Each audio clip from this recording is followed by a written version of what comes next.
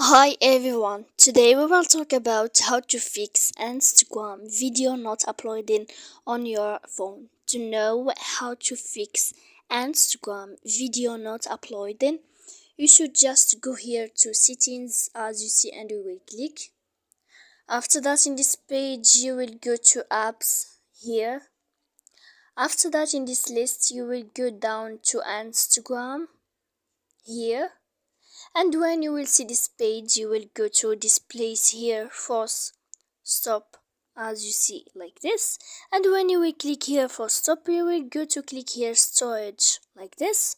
And after that, you will click here clear cache, and then you will click clear data like this, as you see. And then you can update your application. So please don't forget to support us by like and subscribe. See you next time.